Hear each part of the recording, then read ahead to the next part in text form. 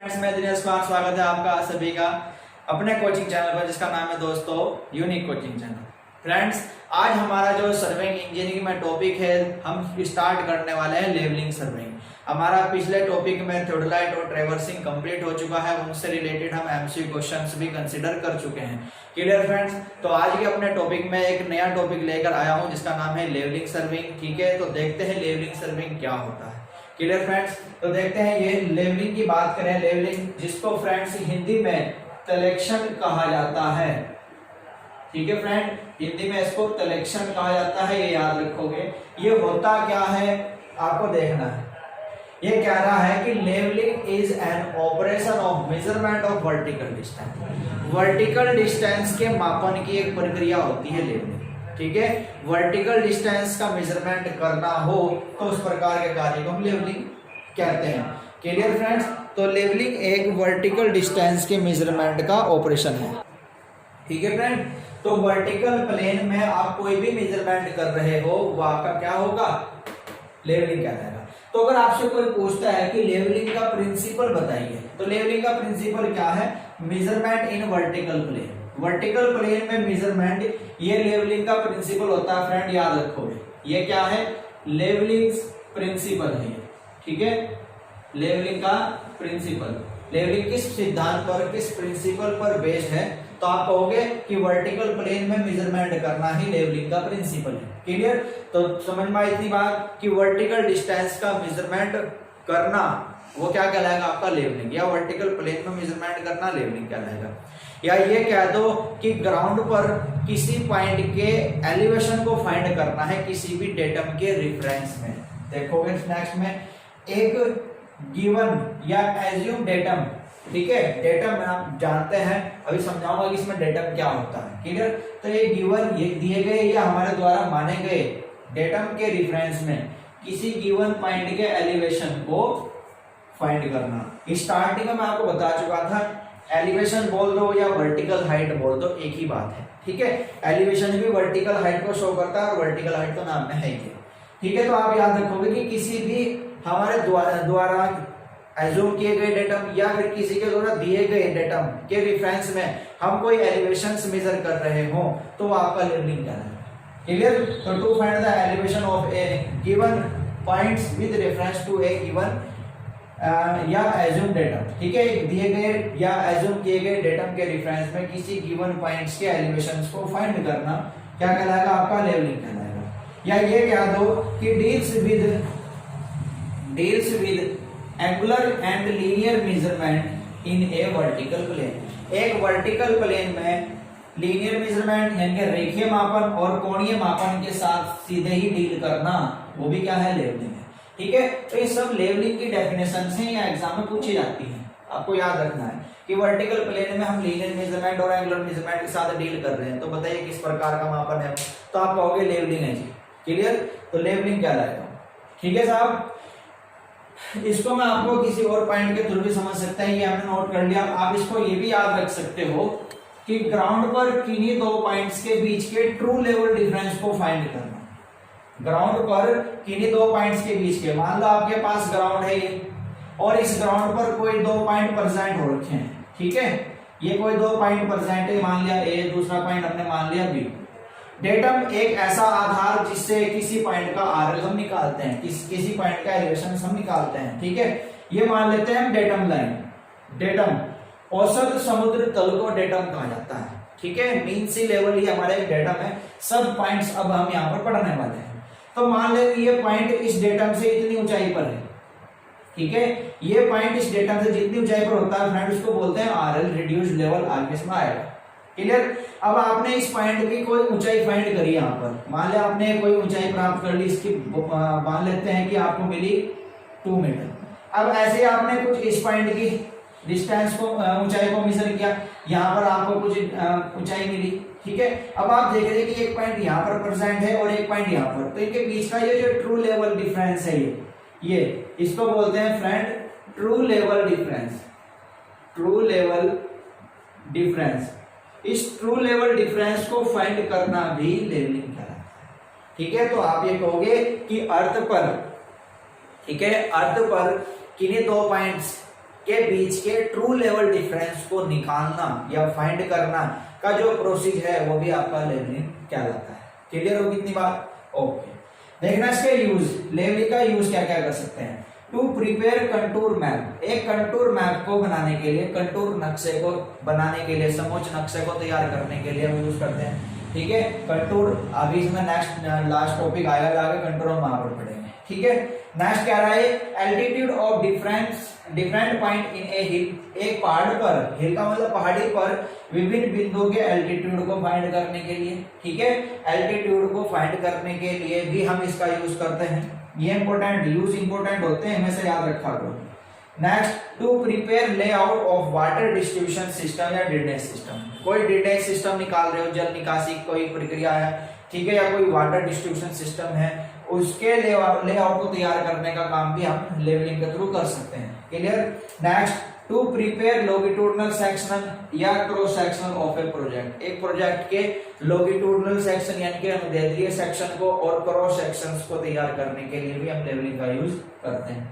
Clear friend यहां तक? तो ये सभी पॉइंट्स आपको याद रखने हैं। ठीक है, अब देखते हैं इसके नेक्स्ट पॉइंट क्या क्या रहने वाले हैं। ठीक है, तो वीडियो ज्यादा से ज्यादा जल्दी से जल्दी शेयर कर दें, लाइक कर दें और कमेंट करना मत भूलें। तो देखना फ्रेंड, कुछ इंपॉर्टेंट टर्म्स स्टार्ट होती है लेवलिंग की। फर्स्ट इंपॉर्टेंट टर्म आती है आपकी लेवल सरफेस। तो लेवल सरफेस में आपको पहले भी पढ़ा चुका था इंट्रोडक्शंस में कि एक कर्व्ड सरफेस को ही लेवल सरफेस कहा जाता है।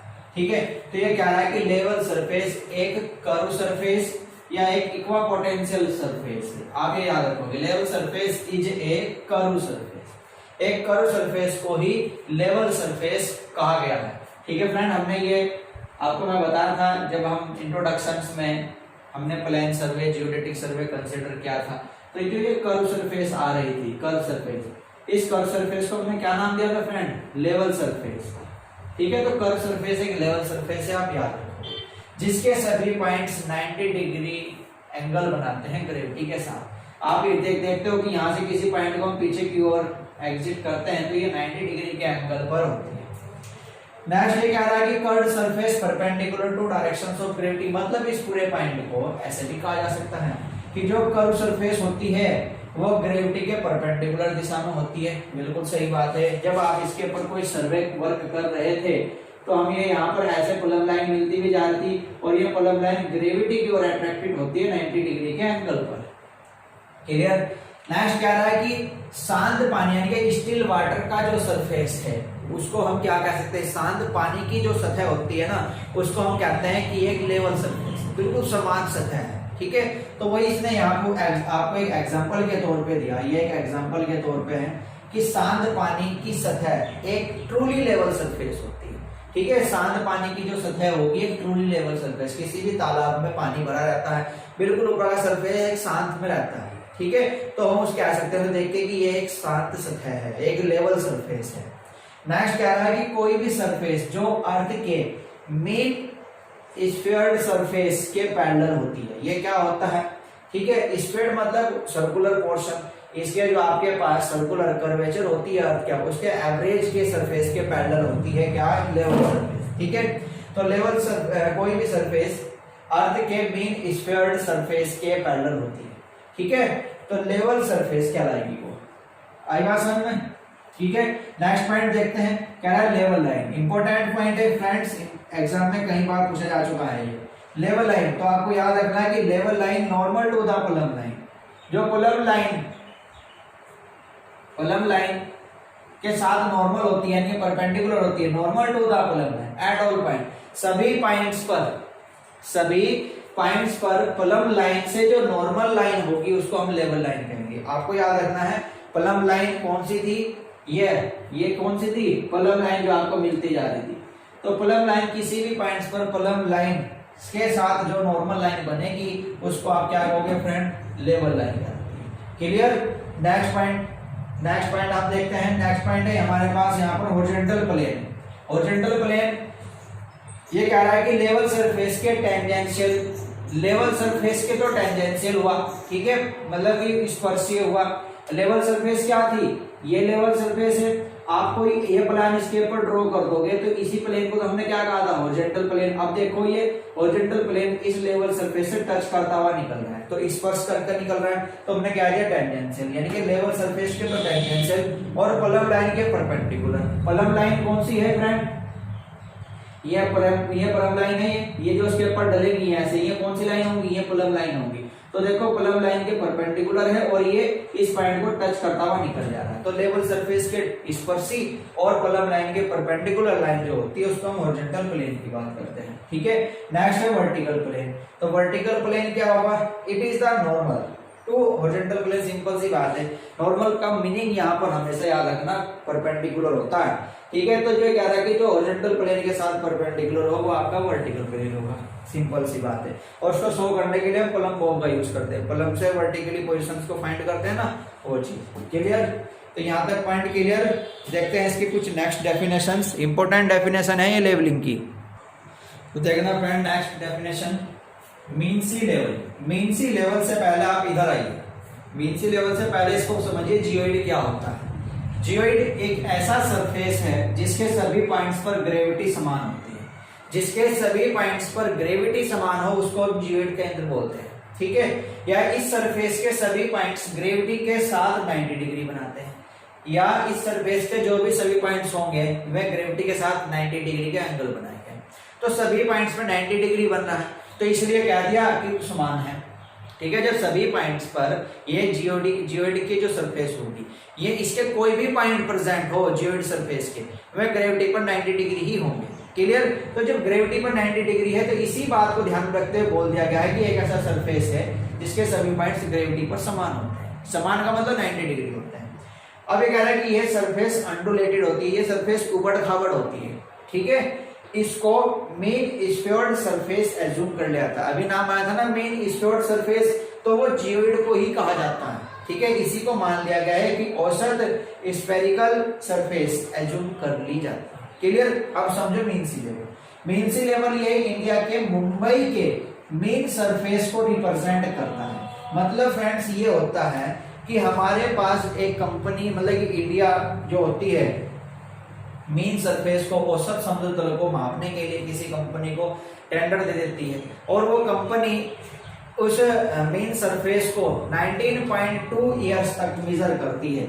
19.2 ईयर्स आ गया भाई, ये अच्छा ये उधर चला गया, ये इंडिया के सी लेवल को 19.2 ये लिखा हुआ है, 19.2 ईयर्स के रिकॉर्ड को रिप्रेजेंट करती है, ठीक है। मतलब 19.2 साल तक वह कंपनी उस मीन सरफेस में, उस समुद्र तल की सरफेस में होने वाली हलचल को मेजर करती रहती है और उन सबका एवरेज निकालती है, उसी को हम डेटा निर्धारित कर देते हैं, ठीक है। उन सबके एक एवरेज को निकालती है और उसी को फ्रेंड्स एक डेटम निर्धारित कर दिया जाता है। डेटम मतलब क्या होगा, मान लो आपके पास कोई अर्थ है, ये हमारे पास एक अर्थ सरफेस है, ये एक अर्थ सरफेस है, और कहीं आगे नीचे ये मीन सी लेवल हो रहा होगा, उस मीन सी लेवल को यानी कि सी लेवल को, समुद्र तल के लेवल को हम बार बार मेजर कर रहे होंगे, तो वहां कहीं से एक एवरेज निकल के आएगा, जो वह एवरेज निकल के आएगा उस एवरेज को फ्रेंड हम कह देंगे कि ये डेटम है, ठीक है, ये एक डेटम है। तो डेटम आपको मीन सी लेवल याद रखना है कि 19.2 साल के रिकॉर्ड को कहा जाता है, क्लियर।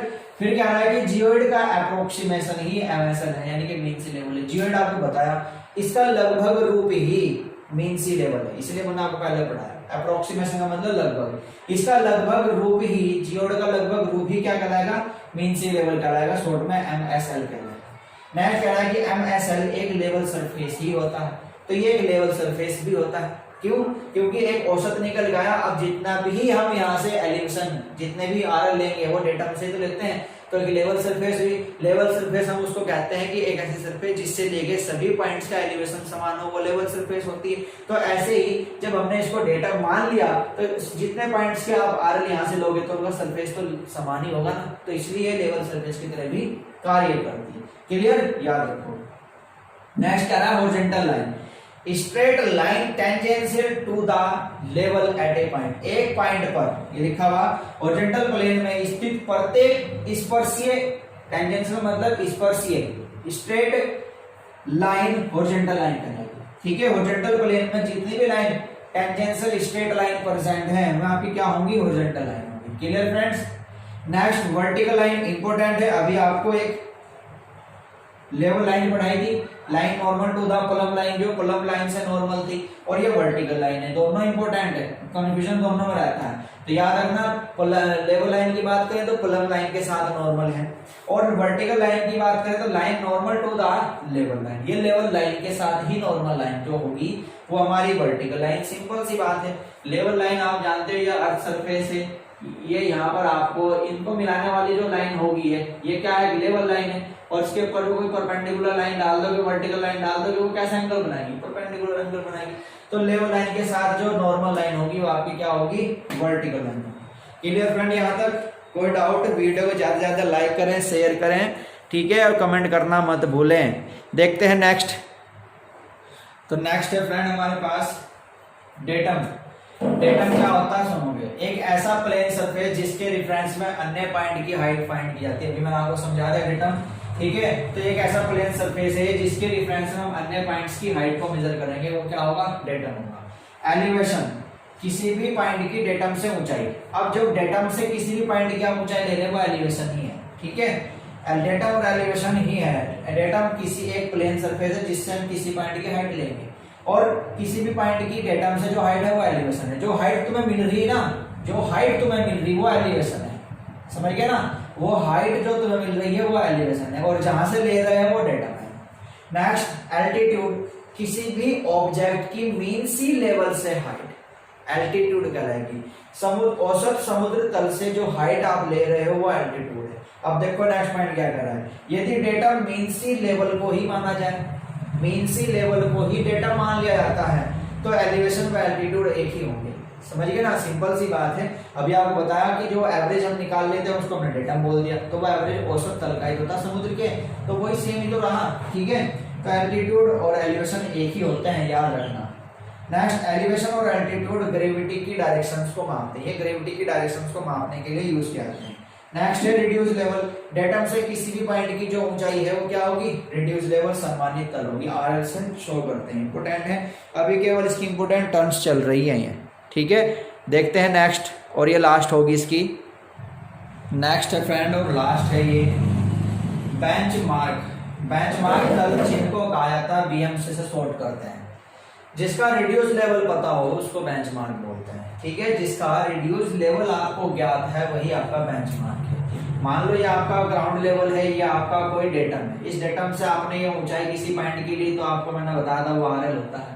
अब इस आरएल को आपने यहाँ किसी पॉइंट के ऊपर लिख दिया, ठीक है, कि आपका मान लो कोई बिल्डिंग है यहाँ पर, और आपने कहा कि ये बिल्डिंग डेटम से इतनी ऊंचाई पर है, आपने वो ऊंचाई इसी के ऊपर लिख दी कि 250 मीटर की ऊंचाई पर है, तो इसकी ऊंचाई ज्ञात है ना, तो ये जो ज्ञात पॉइंट आपने यहाँ लिखा यही बेंचमार्क है, ठीक है। जैसे कि हम रेलवे स्टेशन पे जाते हैं, वहां पे प्लेटफॉर्म लगा रहता है, ठीक है, कि ये रेलवे स्टेशन समुद्र से इतनी ऊंचाई पर, तो जो ऊंचाई इसके ऊपर लिखी हुई है, जिसके ऊपर वो लिखी हुई है वो बेंचमार्क है, ठीक है। और जो उसके ऊपर लिखा हुआ है वो आरएल है, जिसके ऊपर ये लिखी हुई है वो बेंचमार्क है, ठीक है। तो जिसका रिड्यूस लेवल पता हो या जिसके डेटम से ऊंचाई पता हो, क्लियर। टाइप इसके ये कुछ टाइप का होता है, जैसे कि जीटीएस बेंचमार्क, ग्रेट ट्राइग्नोमेट्रिकल सर्वे बेंचमार्क बोलते हैं। ये सर्वे ऑफ इंडिया के द्वारा, सर्वे ऑफ इंडिया जिसका मुख्यालय देहरादून में है, के द्वारा स्थापित किया जाता है, एस्टैब्लिश मतलब स्थापित किया जाता है, और ये दूर दूर स्थापित किया जाते हैं, ठीक है। बेंचमार्क को दशमलव के 2 मीटर स्थान तक अर्थात 0.002 तक एक्यूरेसी से मेजर किया जाता है, यानी कि जब आप किसी बेंचमार्क को मेजर करोगे तो उसमें इतनी एक्यूरेसी होनी चाहिए, पॉइंट के बाद 0.202 तक होना चाहिए। परमानेंट बेंचमार्क ये भी सर्वे ऑफ इंडिया या पीडब्ल्यूडी स्थापित करता है, लेकिन पास पास स्थानों पर, दूर दूर नहीं, क्लोजली स्पेस पर, क्लियर, कम एक्यूरेट होता है इससे। टेम्परेरी बेंचमार्क, जो हम टेम्परेरी कार्य के दौरान टेम्परेरी मान ले उसको टेम्परेरी, और आर्बिट्रेरी का मतलब स्वैच्छिक, स्वैच्छिक का मतलब जो हमने अपने कार्य को इजी बनाने के लिए ऐसे ही एज्यूम कर लिया, क्लियर। तो ये था आज का आपका लेवलिंग का इंट्रोडक्शन और उससे रिलेटेड कुछ इंपॉर्टेंट टर्म्स, क्लियर फ्रेंड्स। तो नेक्स्ट टॉपिक कल देखते हैं, मेथड ऑफ लेवलिंग, कल के टॉपिक में नेक्स्ट टॉपिक में लेकर आएंगे। आज के लिए इतना ही, तो वीडियो ज्यादा से ज्यादा शेयर कर दें, लाइक कर दें और कमेंट करना ना भूलें, क्लियर फ्रेंड्स। तो मिलते हैं कल नेक्स्ट वीडियो के साथ, आज के लिए धन्यवाद, बाय।